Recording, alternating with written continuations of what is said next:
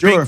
So you know what you're talking about. Where is the Vatican in this whole New World Order? Because I'm not Catholic. I've studied the history of it. I know quite a bit. But when it gets into the current things, I'm not defending a lot of stuff. Some of the things the Catholic Church does are obviously pro-globalist and things. But I do see in the media and in the culture and Obama saying you've got to hire people that aren't Catholics. You've got to pay for abortions. There is an assault. You've had the liberal globalists, red diaper doper babies, infiltrate, become priest. I wouldn't even say it's the priesthood. It's the predators went in there because the kids are there, but then the church did cover that up, which is wrong. Just this whole thing. I'm now ranting, but what's really going on with the Vatican? Remember, the fundamental thing is the Vatican and the British monarchy have been at war for 500 years, right? Since Guy Fawkes and the gunpowder plot, and really for almost a century before that. So you've always got to factor that in, right? The British hate the Vatican, and it's mutual.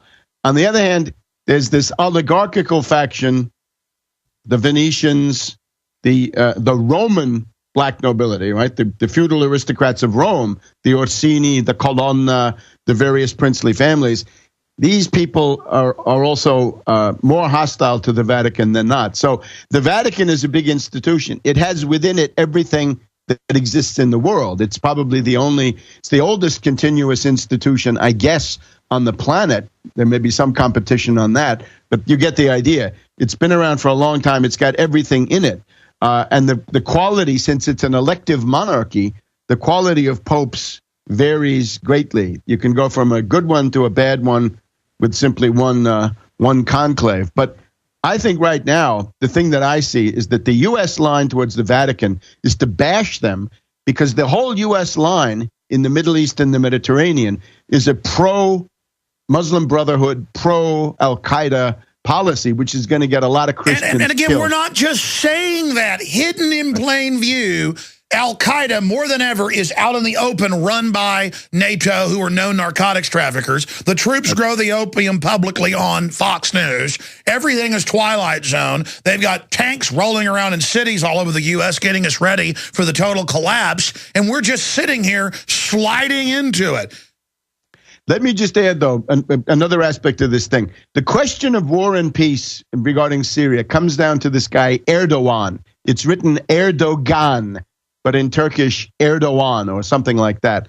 He's the prime minister of Turkey. Now, he heads an Islamic fundamentalist party, I guess, an Islamist party, call it that. It's not quite fundamentalist, but it represents a departure from the Ataturk tradition, which has been, I think, quite successful in Turkey, although there were abuses.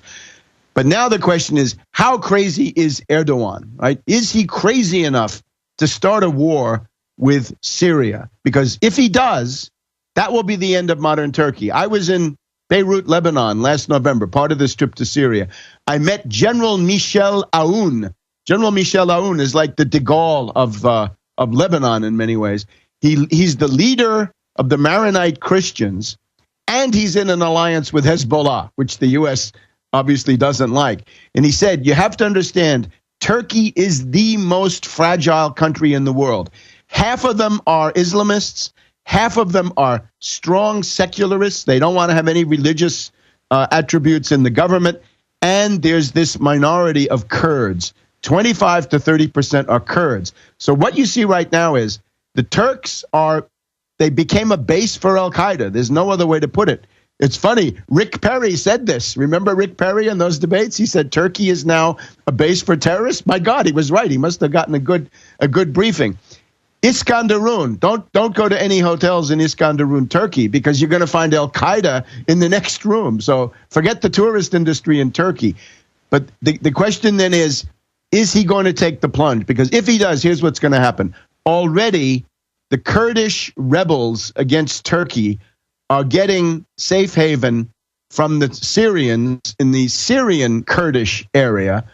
And if the Turks insist on starting a war, the Syrian response will be to foment a general uprising of that 25% of this Turkish population who are Kurds. And that will be really a cataclysm for everybody, because Iraq, Iran, Syria, and Turkey would all be carved if you get an independent Kurdish state.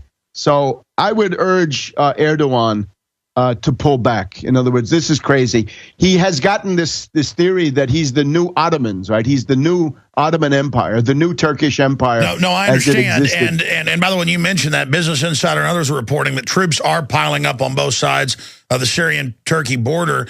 And Turkey obviously said 4 days ago, they said on Monday, they said, if you even come near your own border with troops, Syria, we're going to attack you. So Turkey really wants to have a war, I guess, at NATO's behest. And then the Russians have reportedly, for several weeks, put in Marine Special Forces, Spetsnaz.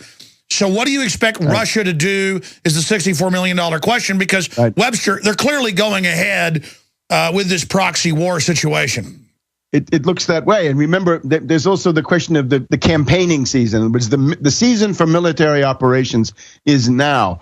The Mediterranean, everybody should know, the big thing about the Mediterranean is once it gets to be October, it starts to rain, right? Winter rains, autumn and winter rains. That's the Mediterranean. It's not sunny anymore when you get into October. There's fog and things like this.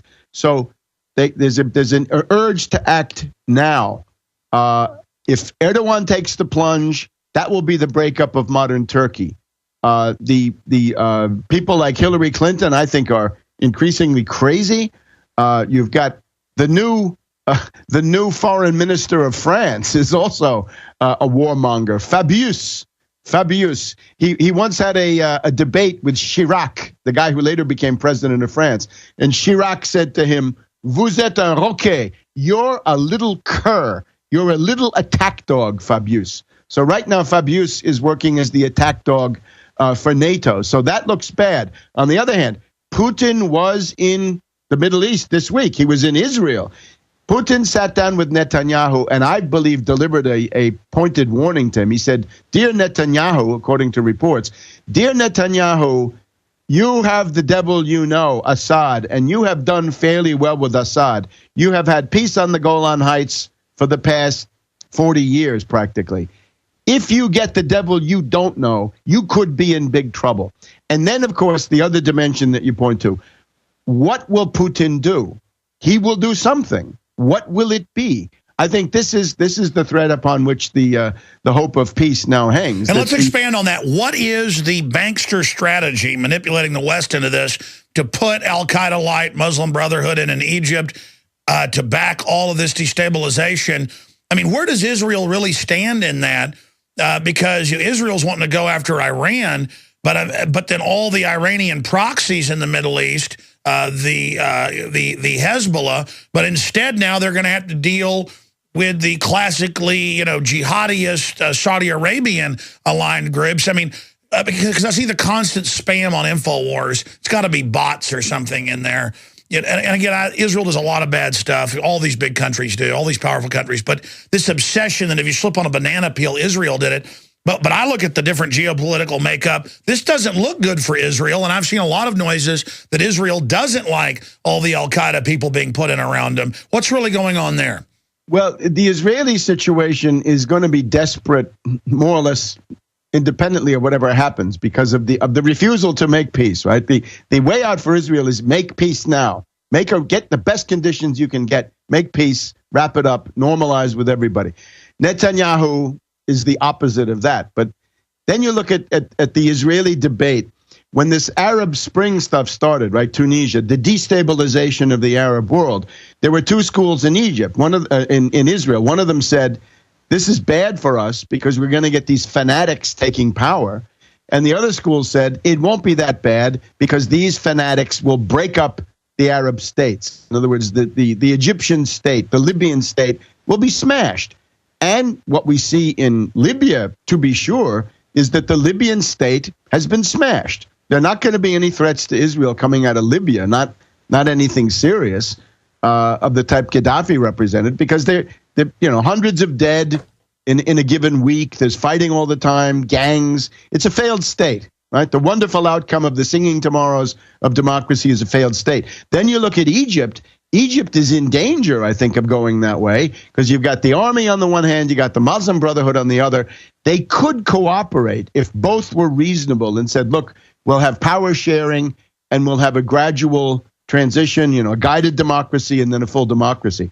But in the Egyptian presidential elections, the runoff was between Morsi, the guy who's now the president, Morsi of the Muslim Brotherhood. He got a little, 51, and the other guy who got 49 is Shafiq, the representative of the generals.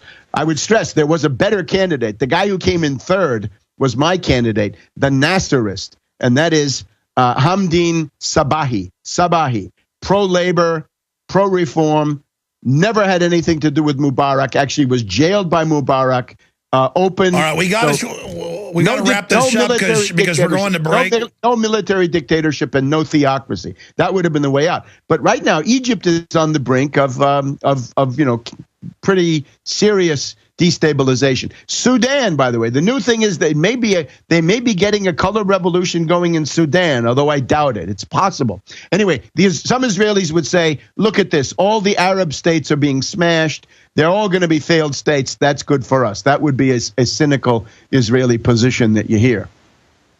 So basically put al-Qaeda in to wreck everything. So I mean, do you think Netanyahu is supporting that? I mean, do you think Israel is involved in this then? Netanyahu goes back and forth, but I think that would certainly have an appeal to Netanyahu, no doubt. And then they can use al-Qaeda to take our liberties here at home. And the public's so dumb and ignorant, they don't even know that al-Qaeda publicly works. Al-Qaeda is a threat in Pakistan.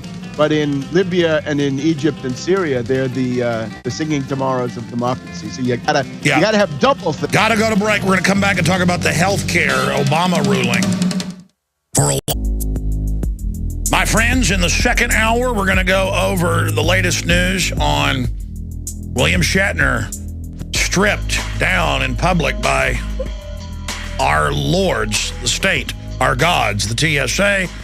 We'll get into the latest on the Fast and Furious situation with contempt. Will they criminally go after Holder? But Webster, we got 5 minutes left. I want to shift gears. I know you've got to go and tape your own show that's here on Genesis on the weekends, World Crisis Radio. But we're here at the World Crisis. This is a direct tax to the insurance companies. From my research, they wrote this healthcare plan. A lot of the socialists and people think it's a step towards their communist dream. What is your view of what's happened? What do you make of John G. Roberts crossing over and putting it in the basket for Obamacare? And do you think Romney will try to repeal it? Well, let me say, first of all, there is some evidence now that Roberts originally voted to strike down everything. And I think what obviously happened was the insurance companies, Wall Street, came to Roberts and they leaned on him and they said, listen, Sonny, we know you believe in this, original intent and all this crazy ideology, and we finance that ideology, but we don't believe our own propaganda. We want that money. We want everybody paying the insurance companies. So Roberts then flipped to the other side, and he got some benefits. Yeah, he reportedly flipped, and the earlier writing looked like he was going to, this is actually in mainstream news, right. And then he came out and was like crying. But look, here's the point. This is a victory of the finance oligarchs over the crazed petty bourgeoisie, the middle class, who think that this thing is the end of the world. And I wouldn't look at it that way. Remember, my position is Medicare for all. Easiest reform, remove the 65 Sure, let's be clear. This limit. Is not, though, the socialist free health care, which would be a lot cheaper, than letting the IRS be the enforcer of the bankers. I want Medicare for all. With no age limit, $100 per person per month. If you're destitute, if you're unemployed, you get it for free. And you pay for that by taxing Wall Street.